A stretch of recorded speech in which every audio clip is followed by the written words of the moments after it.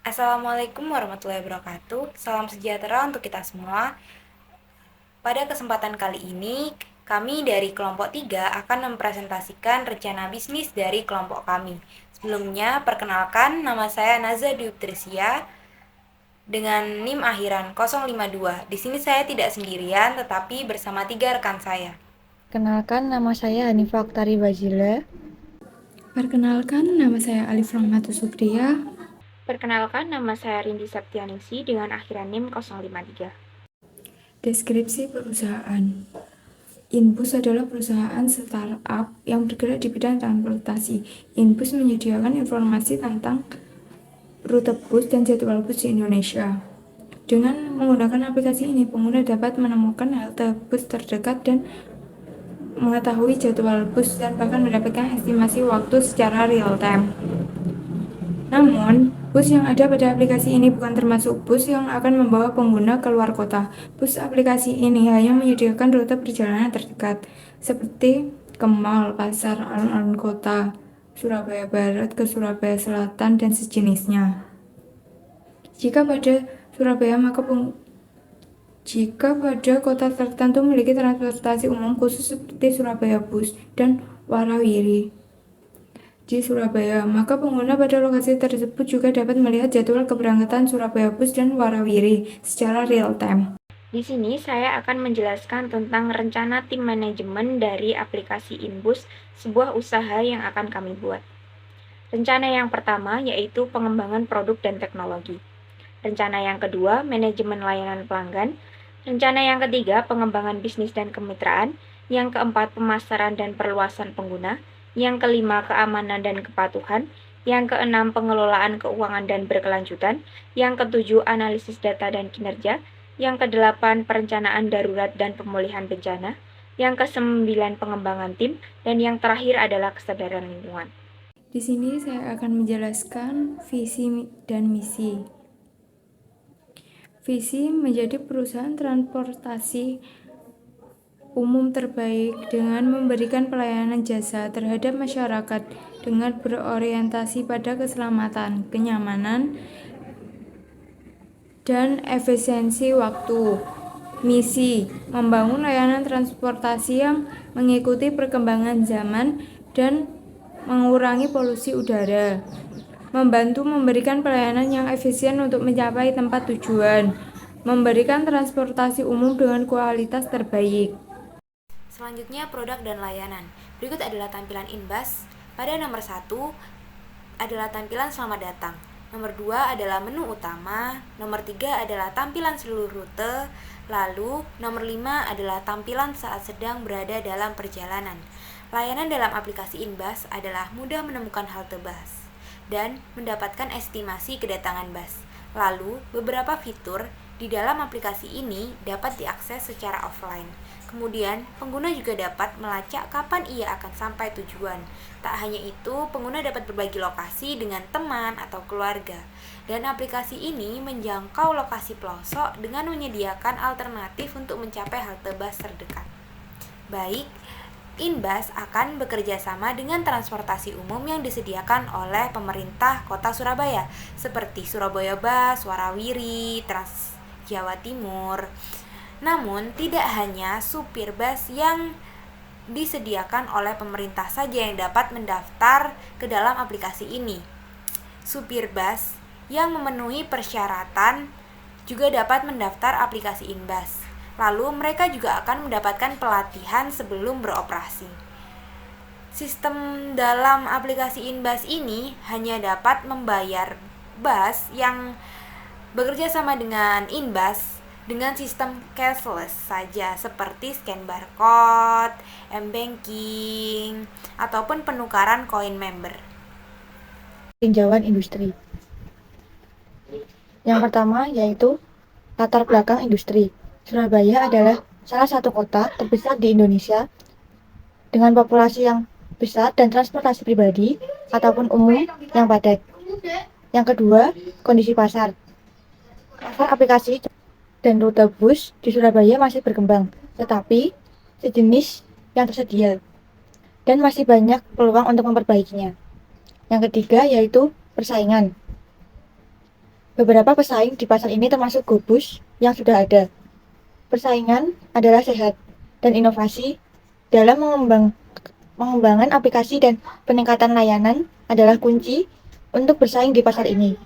Yang keempat, yaitu tren dan peluang. Tren utama dalam industri ini adalah peningkatan mobilitas penduduk, pertumbuhan kota, dan peningkatan konektivitas internet. Jadwal dan rute bus yang akurat, serta fitur-fitur tambahan seperti pembayaran online. Yang kelima, yaitu ada dampak positif dan negatif. Dampak positif InBus adalah yang pertama, memenuhi kebutuhan pengguna. Yang kedua, memudahkan pengguna mengetahui jadwal keberangkatan bus. Yang ketiga, menghemat ongkos. Yang keempat, mengurangi polusi udara. Untuk dampak negatif InBus adalah yang pertama, mengurangi jumlah bahan bakar minyak. Yang kedua, membuat ketergantungan dan kecanduan teknologi. Analisis pasar merupakan tatanan dan segala kegiatan yang berkaitan dengan kegiatan industri. Salah satu langkah yang dapat dilakukan oleh pembisnis dalam menentukan posisi persaingan adalah dengan menggunakan metode siklus hidup produk, yaitu peluang dan tantangan. Peluang yang pertama yaitu transportasi publik yang lebih baik. Dengan banyaknya penduduk, yang sistem transportasi publik seperti bus, kereta, dan angkutan umum lainnya. Yang kedua, berbagi kendaraan. Konsep berbagi kendaraan atau ride sharing bisa berkembang, memungkinkan mereka yang tidak memiliki kendaraan untuk lebih mudah mendapatkan akses transportasi. B.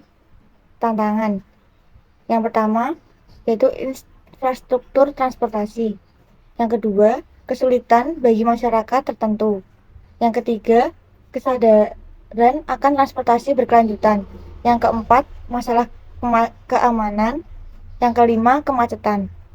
Dalam menghadapi tantangan ini, pemerintah, perusahaan, transportasi, dan masyarakat perlu bekerja sama untuk meningkatkan aksesibilitas dan kualitas transportasi. Analisis kompetitif. Yang pertama yaitu strengths atau kekuatan. Aplikasi ini menyediakan berbagai kemudahan bagi pengguna dalam mengakses informasi penting terkait transportasi umum. Selain itu, pengguna dapat berbagi lokasi mereka dengan teman atau keluarga melalui aplikasi ini, memudahkan koordinasi saat bepergian bersama. Dengan begitu, pengguna dapat dengan mudah mengakses transportasi umum di berbagai era, menjadikannya solusi yang sangat berguna untuk perjalanan sehari-hari. Yang kedua, ada weakness atau kelemahan. Kelemahan yang pertama yaitu keterbatasan geografis. Yang kedua, ketergantungan pada koneksi internet. Yang ketiga, persaingan dengan layanan transportasi lain. Yang keempat, keandalan informasi. Yang kelima, fitur yang terbatas. Dalam menghadapi tantangan ini, InBus perlu terus berinovasi dan memperbaiki layanan untuk tetap bersaing dan memenuhi kebutuhan pengguna dengan lebih baik. Yang ketiga ada opportunities atau peluang. Peluang besar untuk meningkatkan sistem transportasi publik seperti InBus dan angkutan umum lainnya. Upaya untuk membuat transportasi publik lebih nyaman dan efisien akan membantu mengurangi jumlah kendaraan pribadi di jalan-jalan, sehingga kebutuhan akan parkir yang sering terjadi masalah di kota-kota padat penduduk. Transportasi yang lebih efisien, ramah lingkungan, dan lebih terjangkau bagi semua penduduk kota. Yang keempat ada threats, yaitu ancaman. Yang pertama, persaingan sengit industri. Yang kedua, perubahan regulasi. Yang ketiga, teknologi dan keamanan data. Yang keempat, biaya operasional. Yang kelima, keselamatan dan kualitas layanan. Yang keenam, perubahan permintaan dan mobilitas masyarakat. Yang ketujuh, masalah lingkungan.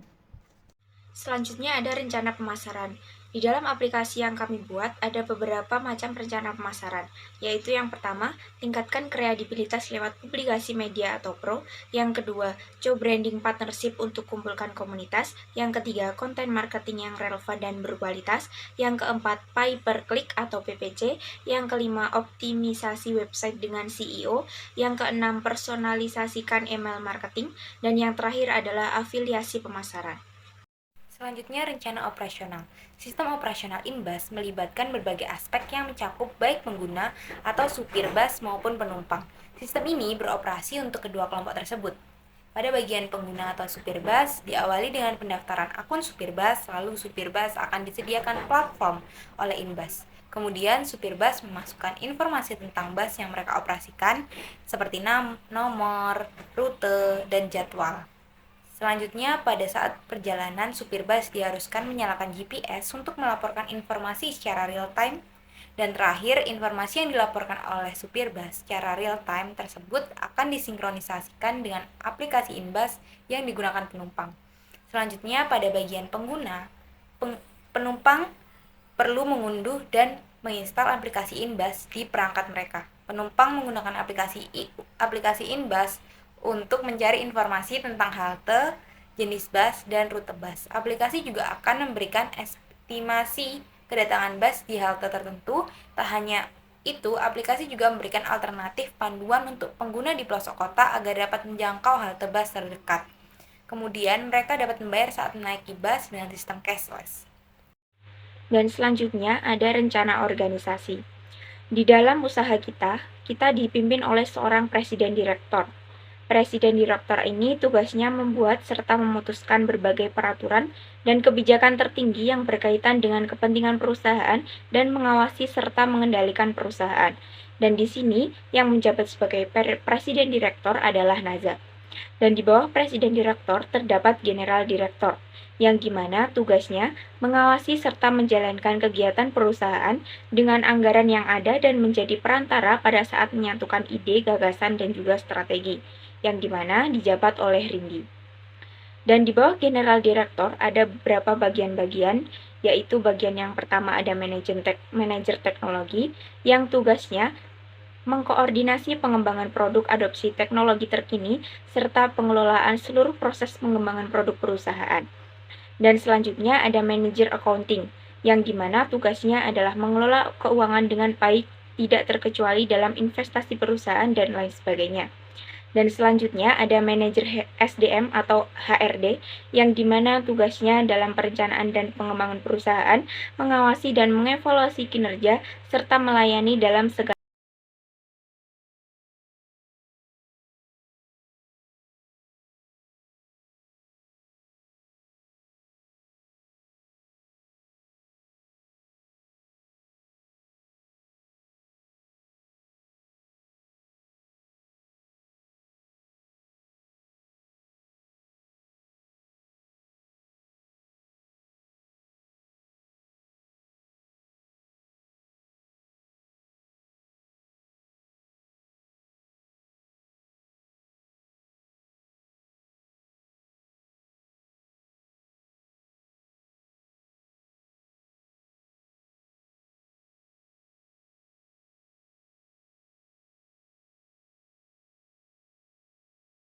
Selanjutnya, rencana keuangan. Biaya operasional dari pembuatan InBus terdiri dari biaya desain logo, pembuatan website, biaya iklan, biaya pengembangan, dan biaya pemeliharaan dengan total sebesar 27 juta. Lalu pendapatan pada bisnis ini diperoleh dari biaya pendaftaran dan pengguna transportasi yang bekerja sama dengan InBus. Target pegawai supir bus pada bulan pertama adalah 500 bus dan akan meningkat 100 bus setiap bulannya. Namun, kami tetap memberikan jumlah batasan supir bus pada aplikasi ini untuk menghindari kemacetan. Lalu untuk target penumpang adalah 1.000 orang per hari, sehingga pendapatan yang akan didapatkan pada bulan pertama adalah Rp24.400.000. Kemudian, pada analisis keuangan, kami menggunakan metode analisis BEP berdasarkan 3 sistem perhitungan, di mana pada perhitungan BEP terburuk adalah tidak memenuhi target, dan kemudian perhitungan BEP normal adalah memenuhi target, dan perhitungan BEP terbaik adalah melebihi target. Rencana pertumbuhan. Rencana pertumbuhan untuk aplikasi Inbus adalah strategi yang penting untuk memastikan kesuksesan dan keberlanjutan aplikasi tersebut. Berikut ini adalah beberapa komponen rencana pertumbuhannya. 1. Pertumbuhan jangkauan geografis. Ekspansi ke wilayah-wilayah baru di sekitar Surabaya, termasuk pinggiran kota dan kota-kota terdekat.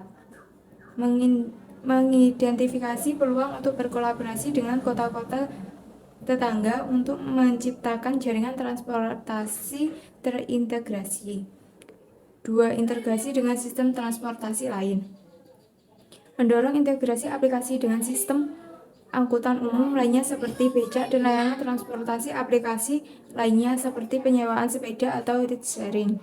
Mengembangkan fitur multimodal yang memungkinkan pengguna merencanakan perjalanan dengan berbagai mode transportasi dalam satu aplikasi. 3. Memperbaiki fitur dan fungsional. Terus memperbaiki dan meningkatkan fitur-fitur yang ada berdasarkan umpan balik pengguna. Mengembangkan fitur-fitur baru yang inovatif seperti notifikasi lalu lintas dan informasi cuaca dan meningkatkan pengalaman pengguna. 4. Kampanye pemasaran. Menggelar kampanye pemasaran yang agresif untuk meningkatkan kesadaran tentang aplikasi, menargetkan kelompok pengguna yang berbeda, termasuk pelajar, pekerja, dan wisatawan. 5. Kemitraan dengan pemerintah dan operator transportasi, memperluas kerja sama dengan pihak berwenang dan operator transportasi untuk mengakses data transportasi yang lebih akurat, pembaruan rute yang lebih cepat. Mendukung inisiatif pemerintah untuk mengurangi kemacetan dan peningkatan penggunaan transportasi publik. 6. Pengoptimalan keuangan. Mengembangkan strategi keuangan yang seimbang, termasuk berlangganan premium.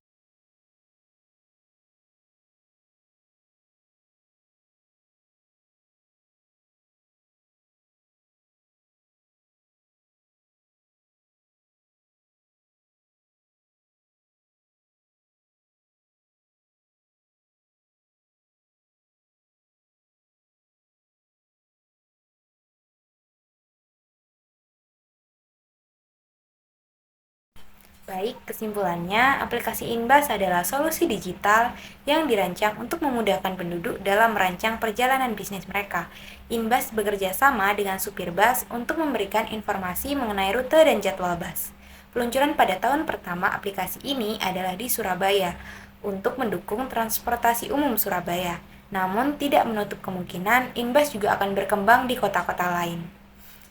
Sekian presentasi dari kelompok kami. Mohon maaf jika terdapat salah kata dalam presentasi kami. Wassalamualaikum warahmatullahi wabarakatuh.